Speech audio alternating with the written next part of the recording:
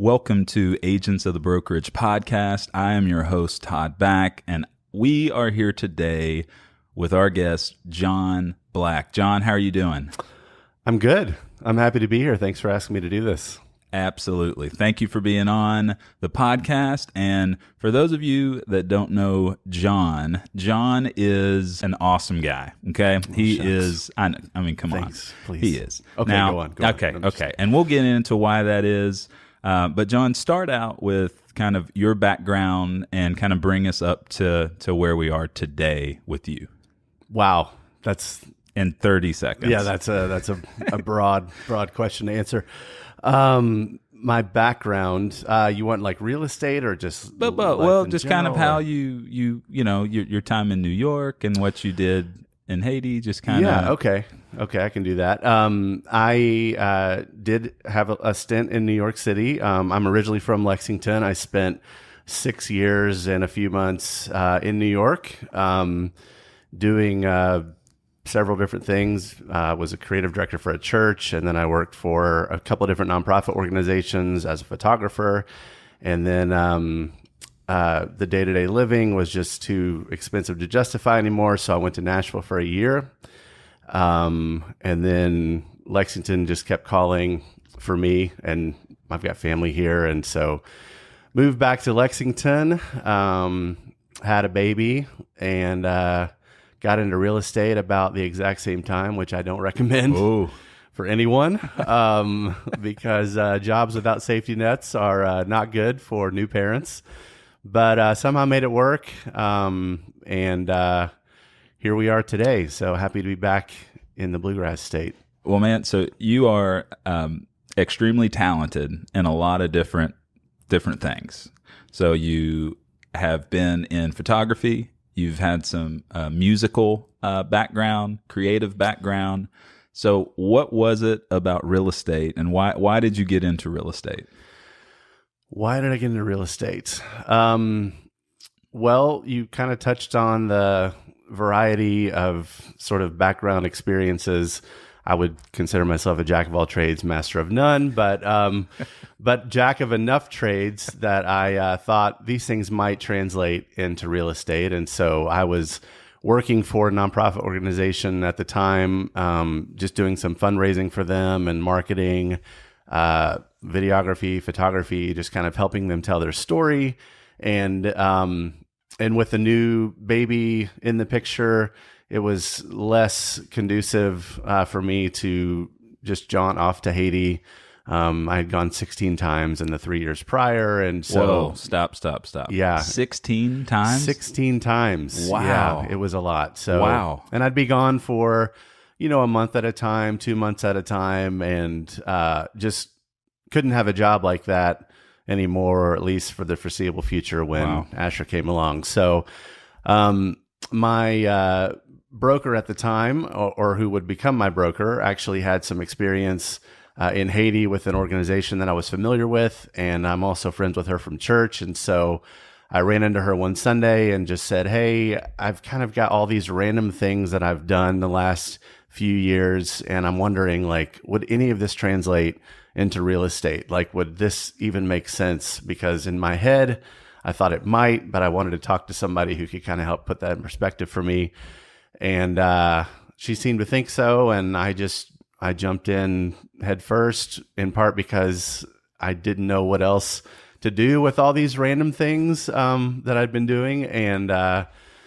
And thankfully, she was right. And I feel like sort of all these seemingly random and, like, I guess, non-connected jobs that I had and experience that I was, being given, that it actually did kind of all, I don't know, kind of meld into this thing that has made me, like, surprisingly comfortable in real estate. And so, yeah, and that is one thing that we've talked about over the last 6-8 months is the community that you have created within your sphere and in the, just the surrounding like local businesses and all the people in this community. And you do that probably better than anyone that I've seen.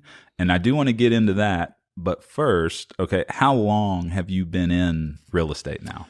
How long? Actually, I think that this week, I was trying to scroll Facebook before we got here this morning to make sure, but I'm almost positive that this week marks 3 years since I got my license. I didn't actually join LBAR for almost 2 months after that because I couldn't afford the dues.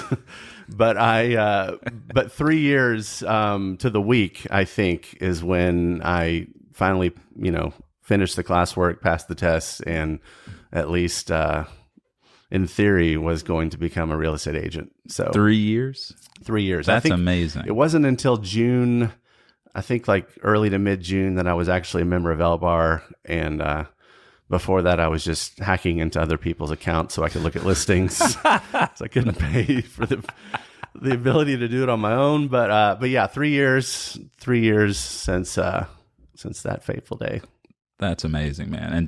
And John, he's a very humble guy, and I know he would never say this, but his career, if you look at it, it has just gone steadily up. And to where in the last year he finished in the top 5% of all realtors, and there's 3,500 of us. So that's an amazing accomplishment. And this year is off to another, great start for you. And I think it all goes, for building that in 3 years, it goes back to, who you are as a person and the service you provide and the community that you've built. And it is amazing. And so I'm always just in awe of that, which I want to get into that. Now, so you mentioned your son, and this business it's crazy. The hours are crazy, the ups and downs are crazy. Yes. There are no guarantees. No, they're not. And what is it that keeps you in this business? Because you're extremely talented and you could do a number of things. So what is it that keeps you here? Well, my son is a big There we go. Him being able to eat and have a roof over his head. And thankfully, I've gotten to a level of stability where at least I feel like that those things are covered for the immediate future. But, you touched on the highs and lows and the craziness of the business. And I actually really enjoy those aspects of real estate.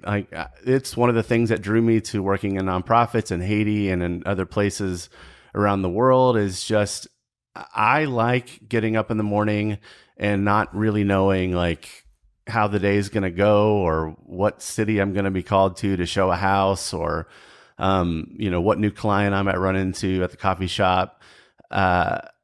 For me, that type of occupation and that type of career is something that I definitely gel with and connect with. And so there's certainly parts of it that are kind of out of our control that drive me crazy. But for the most part, I really feed on the spontaneity of it and the unpredictable nature of this business. I love it.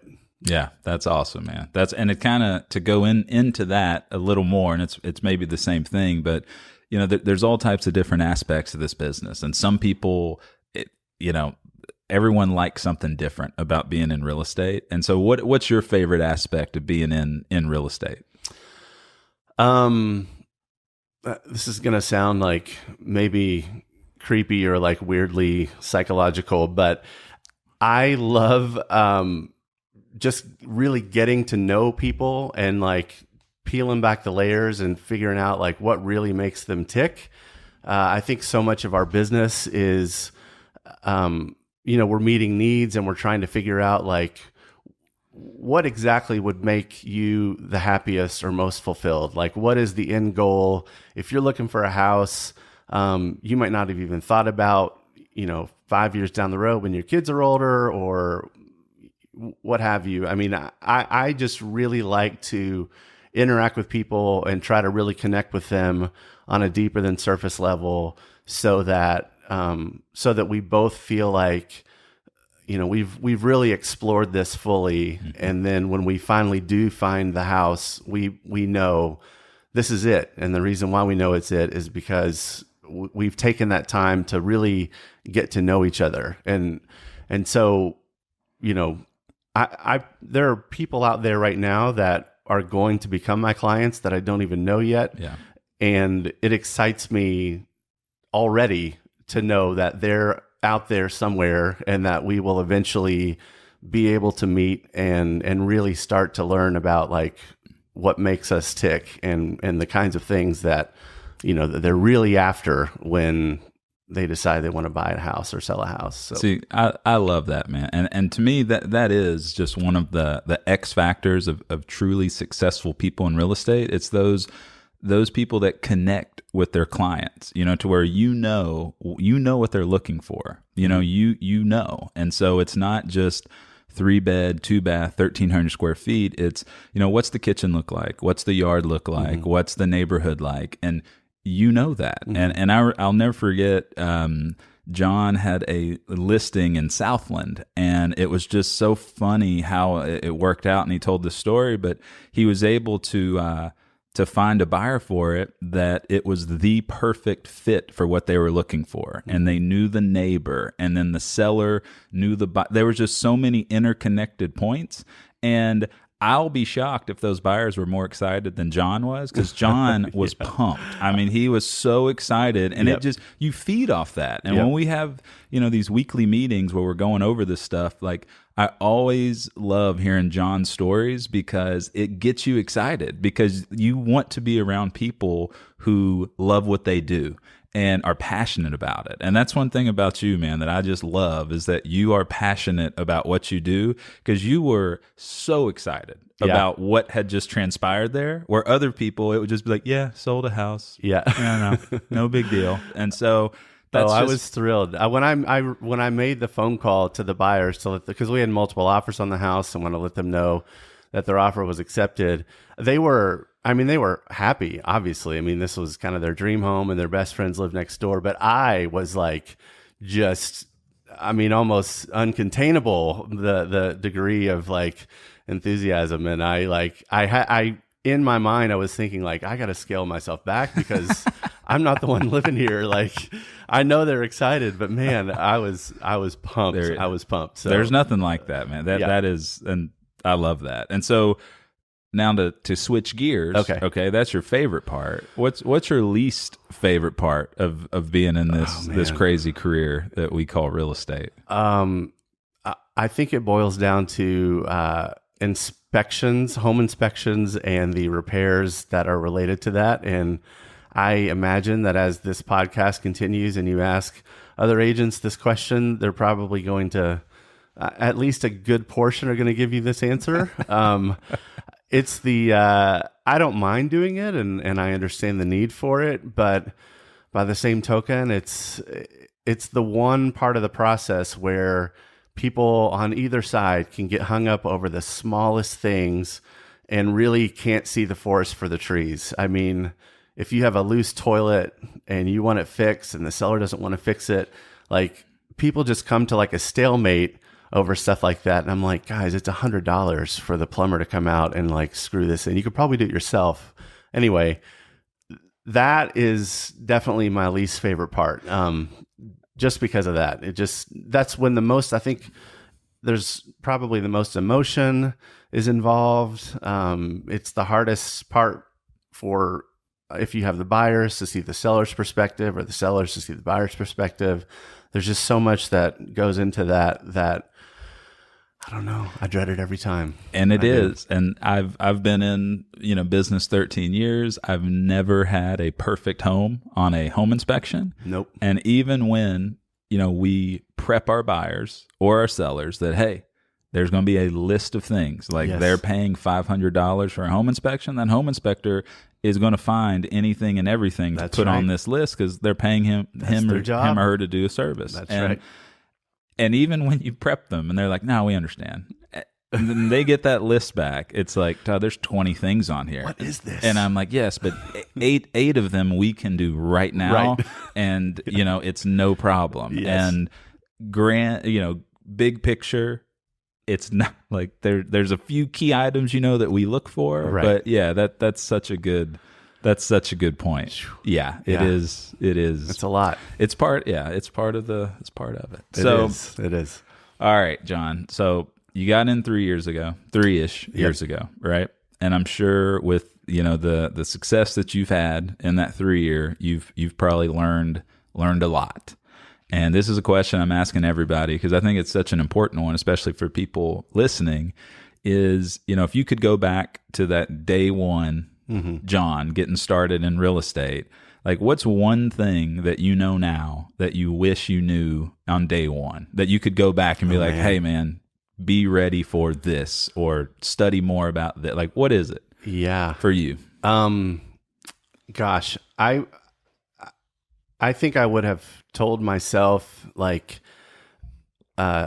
believe that the seeds that you're planting will eventually take root and sprout and grow fruit. I was doing so much in the beginning just to try to get my name out there because, like you said, there's 3,000 of us, and why pick me? So I was just trying to like spread the news through marketing or Facebook or just hanging out in places, meeting people, and nothing was happening. And it took me a while. I mean, now I can look back in hindsight, and it's actually pretty awesome because I can connect dots like in a very sometimes scarily specific way that this thing that I did 3 years ago has like resulted in this thing that I'm doing right now. But at the time, oh my gosh, I just felt like I was spinning my wheels. I didn't have any like frame of reference to understand that, I mean, perseverance pays, yada, yada, whatever. But like in this specific career that was totally new to me, I didn't know, that this would eventually take hold. And I think on a related note, I would have told myself, like, be patient because it is very slow. People had told me that to get into the business is slow. And for every person who's kind of lucked into selling like a cousin's house, 3 weeks after they got their license, there are the rest of us that mine was almost 6 months to the day after I got my license that I finally got my first house under contract. And then within 3 weeks, I had 2 more, which was crazy. But that 6-month stretch was brutal. Oh my gosh, it was so bad. I had a newborn, just trying to figure out how did I make the biggest mistake of my life doing this? And so I think if I could go back now and talk to me on day one, I would just say, like, just be patient, wait it out. I know it's scary. Like I said, there's no safety net, but eventually the hard work will pay off and the snowball will begin rolling down the hill. It just might take some time to pack it. And that's amazing, man. Like, and I love when you tell that story about the 6-month period, because when you get started in real estate, like there are no guarantees. Like, it doesn't matter who like there are no guarantees in this business. And, I want to go off script a little bit here with you because, I'll never forget the first time I had heard about this mystery man, John Black, and on Facebook, that's when Facebook marketing was getting to be a big thing. And I'm big into that stuff. I'm a nerd about that stuff. And I'm looking and I'm like, man, there's this realtor, John Black Realtor. And creative, John Black Realtor. It's a great name. And his engagement on his posts are just crazy, like more than maybe in every other realtor in Lexington combined is not as good as what you do. And I remember seeing you do these donut giveaways that were so cool, and you would do all these different things and got massive engagement. And you had created this community of people that almost like they rallied around you. And when you have other especially realtors, right? Because we're not trained perfect. Like we're doing the best we can, but there's a lot of people who are kind of shouting and telling on social media, and they get no traction. And then I see what you do, and there's a much softer approach, and I think it's a much more value-based approach. And when it comes down to it, I just think you really care about your community, and just kind of go over that with how that got started, the evolution of it, because I mean, you know what I think about it, and I tell everybody at all of our meetings, and it's just like, watch what John does, and find how you can do something similar, but also know that it took a while to create that. That wasn't a day one thing when you were, and that's the part everyone forgets is they see you now and they're like, oh, well, John, he was, it's like, no, most people, if they're in your shoes, wouldn't have made that 6 months. They would have been out. But you made it through. But just talk a little bit about that. Just why that was an avenue for you, and just honestly, like why it has been so successful, because it is so like it's something to behold. Like when I see it, man. So and that's much applause to you for doing that and creating that and providing that value to your community, because I think it's awesome, man. So just take us on that journey. Okay. Yeah, it definitely did not start the way it is now. Like you said, I think the first time I did a giveaway on Facebook, like 5 people shared it, and 2 of them were my dad and my sister. And so the drawing was very anticlimactic. It was like, you've each got a 20% chance, and I'm really going to eliminate family members. So now it's, you got a 1 in 3 shot at this. But I think that at least I hope that one of the main reasons that it has grown, and that my online, I hate to call it a following, but the number of people who do follow the posts and who are in my corner, I feel like, I think that has happened because I decided very early on that I was not going to make marketing about me. Like I don't want, there are a million of us out there who all do the same thing. We all buy and sell houses, help people do that. And I didn't ever want to be the guy who just only posted when I had gotten a house under contract in 4 hours or whatever. It wasn't, that's just not, that might be impressive to fellow agents. Maybe, I don't know. I'm not impressed by it, but it certainly isn't going to be impressive to just some random person who's scrolling Facebook. Like they don't need to see that stuff. Right. And so for me, I thought, my goal is going to be to make this about the person who is receiving it, who's reading it every time. And I allow myself 1 post a year where I talk about my production or my numbers at the end of each year. That's it. And the only time I ever talk about like the speed in which we sold a house or whatever, it is only because in that particular instance, my buyers had finally found a place they've been looking at forever, or my sellers had been so desperate to move and we finally made it happen for them. And it was because of all their hard work that it happened. And so my motto in the beginning, and the thing that drives me every time I post anything is, if you make it about them, like they will make it about you. The people I hope now that are kind of in my corner, when they need to buy or sell a house, they will contact me, not because they've seen my production or not because they've seen how fast I can sell a house. It's because we've built a relationship that we've cultivated and fostered over a long period of time. I mean, giveaways, it sounds silly, but there are people who've been entering those for 3 years now, and now they comment, I comment back, and we have conversations about life and not about a gift card to Tony's anymore. And so it's just a way, it's an invitation to meet people where they are, where they're comfortable, and not in a salesy way at all.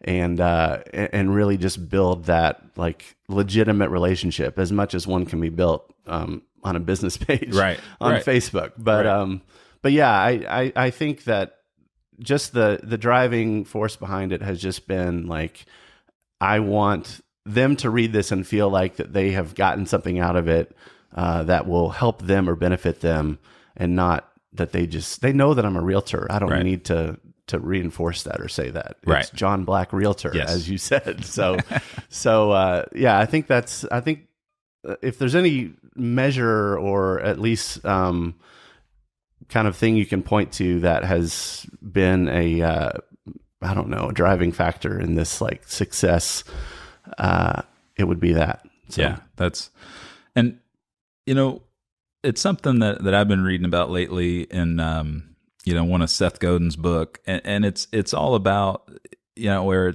it's not about us, right? Because there's a lot of people out there that are making it about them. Yeah. Like I am the fill in the blank, right? Yeah. And I just think over time, people see that everywhere. And, that's good for certain people. And certain people will gravitate towards that, right? And then there's going to be another section of people that's not for them. Right. Like they don't want that. And I think that's something that everybody needs to understand, like where their community is. Maybe there is a group that they want to know. I sold this house with, 18 offers in 30 minutes. It's like, great. Right. Go do that.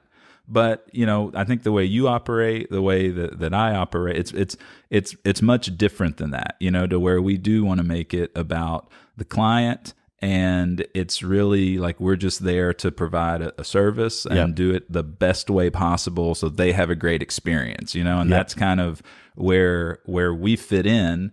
And there's a big group of people that's what they want, and I think that's what's cool too about our business is there's a lot of different ways to do it and be successful. Yeah. And I just think that's super cool with what we do, Yeah, it's kind of, this just popped into my head. And so forgive this one last little tangent related to this, but the way that I kind of see it too is like a great referee in a basketball game is one that you never knew was there. Like the game, the flow of the game went wonderfully.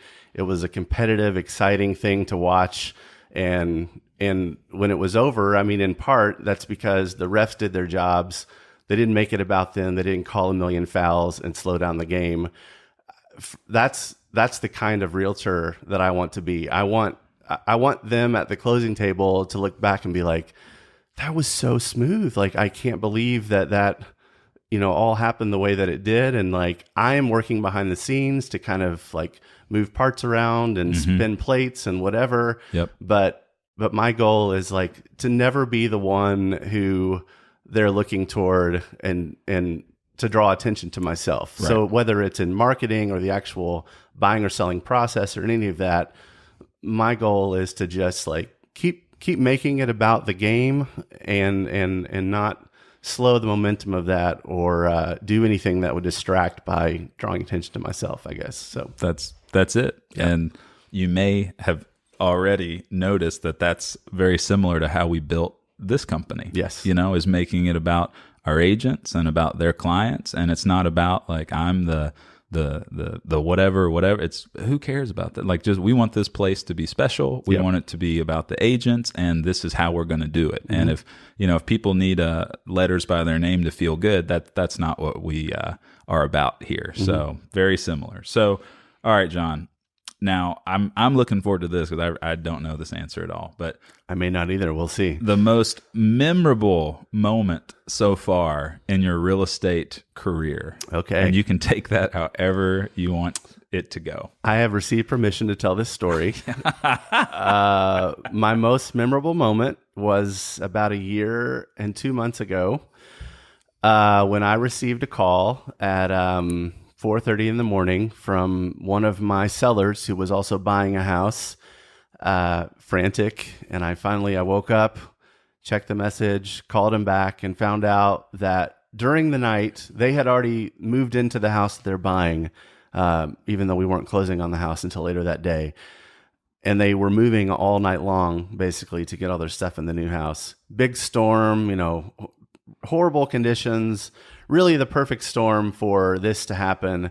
He backed into his own house while they were loading out the last stack of boxes into the U-Haul truck.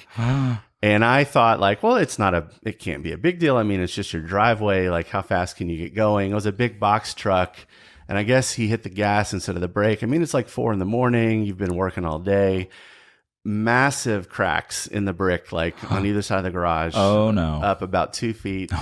Horrible. So that entire morning, I remember it minute by minute, the way that the morning went of finding contractors to come out and figure out how much it was going to cost before I called the buying agent to tell him, like, you're not going to believe this happened. You know, I hope your buyers still want to buy the house, because if they didn't, then we couldn't buy the house that my guys had already moved into. And it was about a 7-hour stretch that I've never been more stressed in my entire life. And I can honestly say that with certainty. Yeah, I mean, just multiple contractors come to the house to figure out how much it was going to cost. The buyers came out with a friend of theirs who was a contractor to kind of assess the damages on their own. Oh my word. And then having to figure out how much it was going to cost us to keep them in the deal. And it was, oh my gosh, it was So what happened? So my sellers and I actually split the cost of the quote that the buyers had gotten, which was significantly higher than the quote that we got because, well, I mean, yeah, for understandable reasons. I'm not trying to throw anybody under the bus, but I remember I was in the lobby of my bank, like waiting to get a cashier's check to help pay for the damages, like 40 minutes before closing. So we could finally go there, close that house, and then go to the other house that they were buying and close that one. And it was so stressful. I cannot, even as I talk about it now, like my palms are getting sweaty. We may have to take a break. John's getting a little nervous here.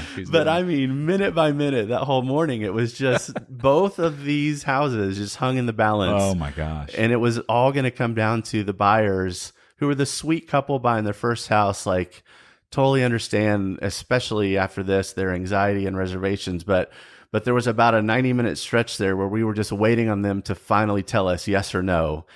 And I was just driving around Lexington. I don't remember where I drove. It was just like John's doing laps on New Circle, just aimlessly like passing the time, waiting for the phone to ring. And it did, and they were in, and they still wanted it. And oh man, and both sides love their house. I've seen Facebook updates that everyone's happy. But oh my goodness, that was it. Well, and that's a great story to hop on the podcast we did with Ryan Hilliard, and we were talking about how when things are out of our control, like sometimes things are out of our control, and that's one of our least favorite aspects of this business, because this was closing day. It was closing at noon that day. Oh yeah. Two sides were the trucks were moved, utilities were switched, closing attorneys were ready to sign, and he hits the gas instead of the brake. It's 4 a.m. and the whole thing could have come crumbling down on the day of closing. And then the part that a lot of people figure out too is that there's other people who are buying and selling based on those folks buying and selling. And it's just a domino down the line of how many people are impacted. And just sometimes things are out of our control. Yes. But and then we have to take over as, all right, let's be problem solvers and let's figure out how we can make this happen and get everybody on the same page. And that's awesome. That's a heck of a story, man. Oh man, my word. I'm just glad that it all ended.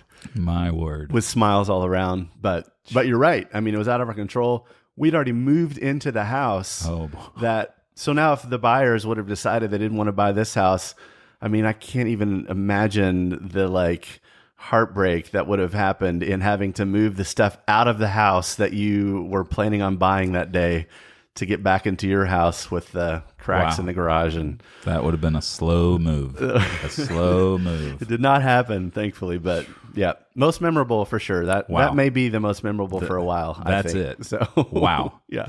Well, all right. So we talked about how you're a champion for the local community. And I'm very excited about this next question because I just want to hear you go into some of this. So, we're with what we do. Yes. We are all over the place. Yes. We see different places of Central Kentucky. We meet a lot of different people who they're into different things, which makes us look into different things. Yep. And so what are some of your go-to spots around just Central Kentucky in general, whether it's restaurants or coffee shops or places to hang out? Just what are some places that you love and, some places you wish more people knew about? Yeah. The places I love are almost all food related. Perfect.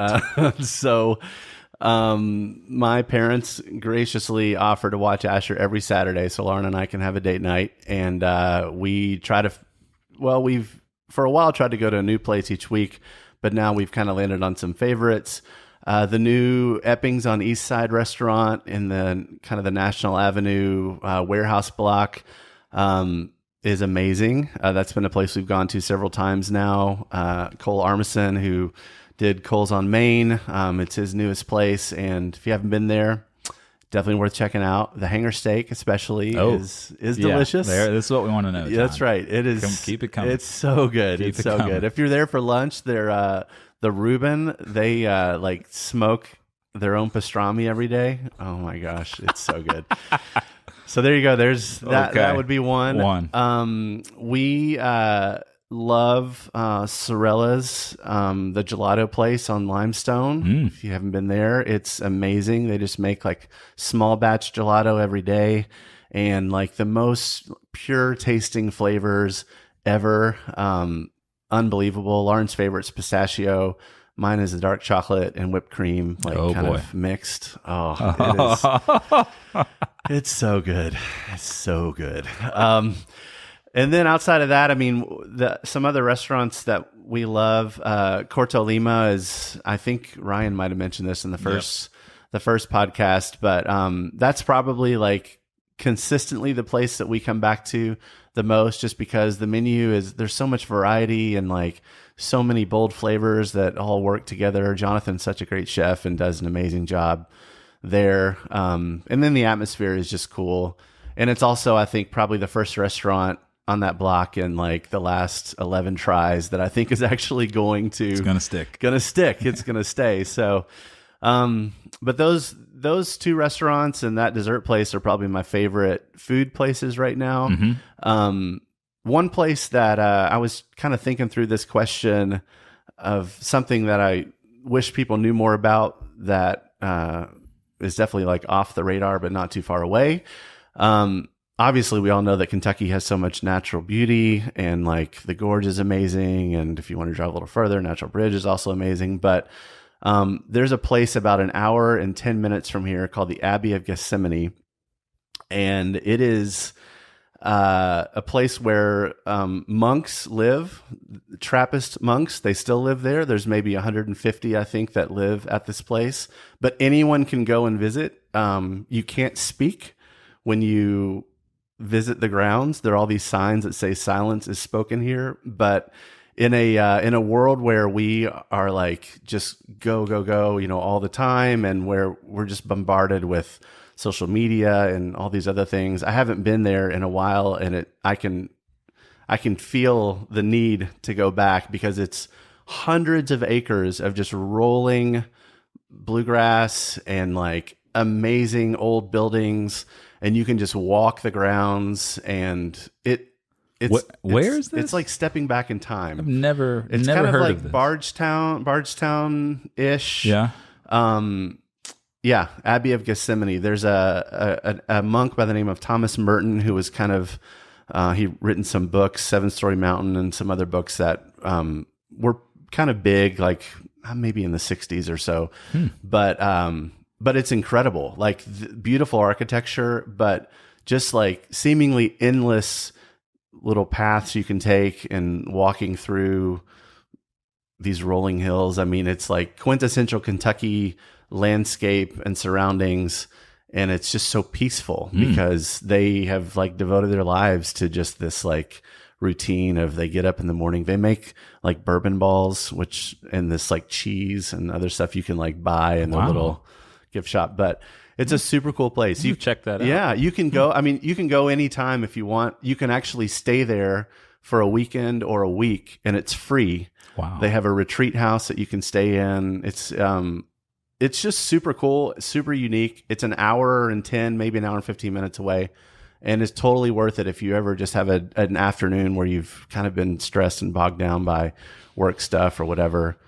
Drive out there and your cares will melt away. My goodness. Yeah. Well, I will link that up on that? the comment. That's, Yeah. wow. I think the website, I think, is monks.org.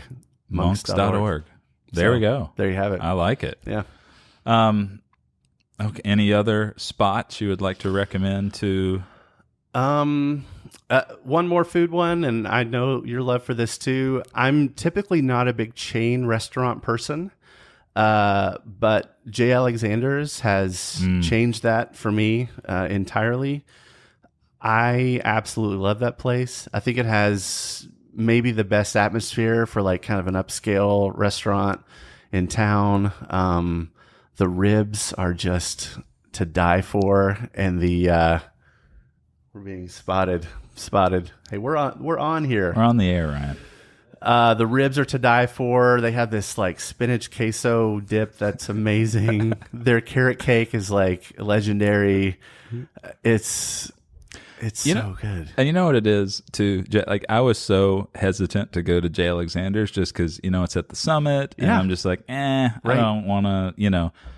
Finally went, and it's so nice on the inside. It is, and the service is always spot on, impeccable. I love how they serve French press coffee, and I get that at the end of every meal. Yes, and it's just so good. Yeah, and it's not just one thing, it's everything. Right. It's the whole package. That is yes. I've had that conversation with Lauren. It's some restaurants have amazing food, but you have to wait an hour to get it. Yep. Some restaurants have incredible service, but the food is just so.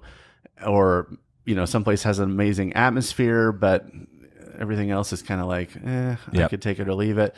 But they have consistently like raised the bar in every area related to that's it, dining experience. And it's the same, that's my same comment always with we went to Tony's yesterday for Dad's birthday, also amazing. And the atmosphere and service are always like spot on, and match the food. And it's where if you get that out of balance, that's where it gets a little iffy. But those places that nail both, it's like it's a home run. And that's why they stick, and that's why I think Corda should go down to the corner of Euclid and what's the street? Tate's Creek Euclid. And the other spot that's been 10 things. Yeah, I think they just need to do it to just show people what can be successful. Yeah. That's just what if you do it well enough, people will come. We're gonna go to all the spots that places can't. That's right. Last and show them that it's because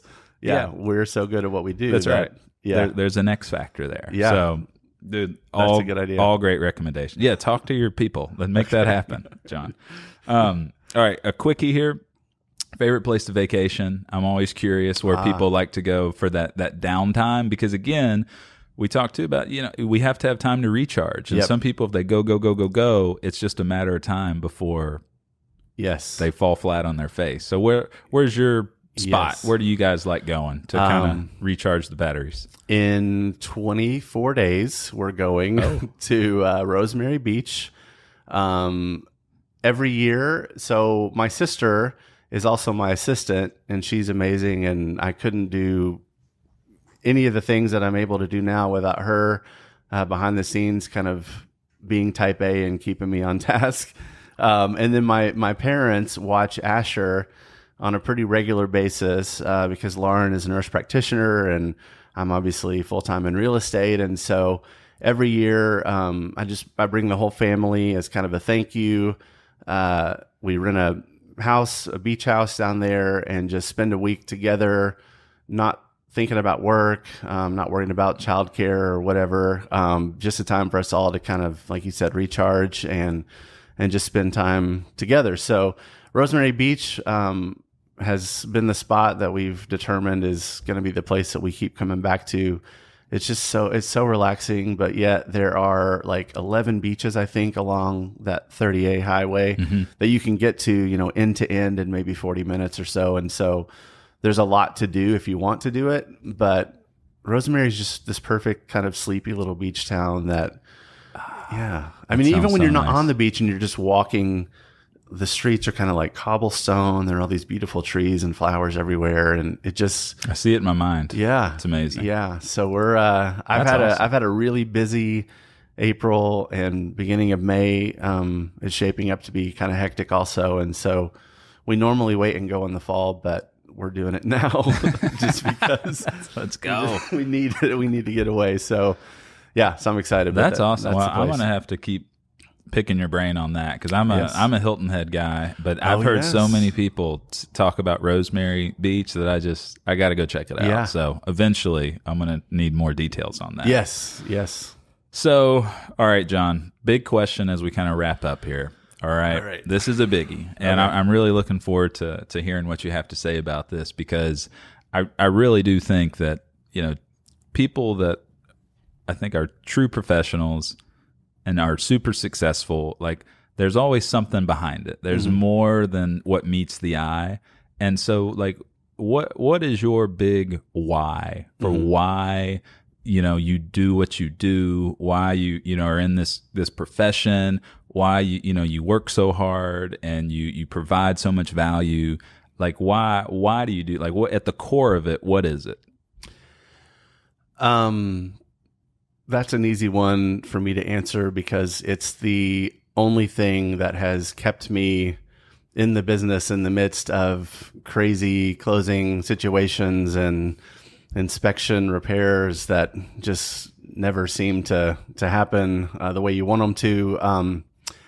My why is definitely knowing that I've played some small role in helping a family achieve a very big goal, whether it's to maybe they're selling their house because they're moving to another state for some big job adventure or life adventure that they're going on, or if it's a young couple who just had their first baby and they want to buy their first house to put down roots and grow as a family together.